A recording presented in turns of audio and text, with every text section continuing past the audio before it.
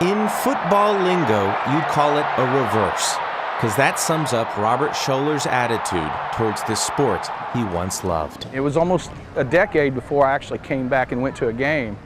It was about a decade ago that his son Kyle was getting ready to go off to war. The night before, he's in his bedroom packing up all of his belongings to go, and I'm watching a football game. A few months later, Kyle was killed in Iraq after a roadside bomb detonated near his Humvee. Lord Jesus, these folks are burdened with a grief that will not cease. That eulogy was spot on, because that grief came with a dose of guilt that wouldn't go away. So it was hard knowing that I'd kind of blew the last night that I had to spend with him watching a football game. When he finally did start going to games again, it was probably a little strange.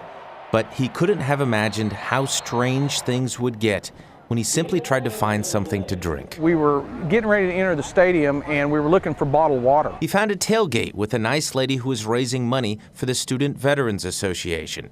And when he told her about his son, she just said, "Will you hold on a minute? I've got somebody I want you to meet, my husband." My wife's yelling at me, "Get over here, I have someone for you to meet." Gabe Savegny had never met Robert, but he knew who he was instantly. They had the same eyes, so I could definitely tell first I knew exactly who it was. The last time he had seen those eyes was serving with Kyle in Iraq. He was always happy to, always lifting people up, and his picture is hanging on my wall still in my living room, and my kids will know who he was. What are the odds that they'd meet in a sea of 82,000 people? What are the odds that he'd have a dog tag tattoo on his arm with Kyle's name in it to honor him? What are the odds that Gabe and Robert would both be suffering from the same thing? That's where my guilt comes in, is the morning of it, I was supposed to be in the middle convoy, or the middle vehicle. Kyle was normally in the lead vehicle, but on that day, Gabe and Kyle had switched, and Kyle was where Gabe would have normally been sitting when that bomb went off. Because that could have been me.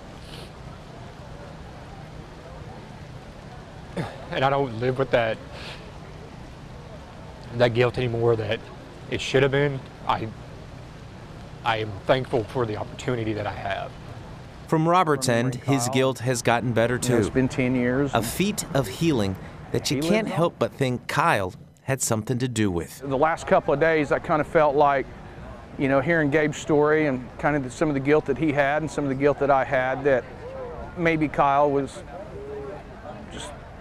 had brought us together. I don't know, In football lingo, you'd call that a Hail Mary. Bert Mumolo, Tulsa's Channel 8.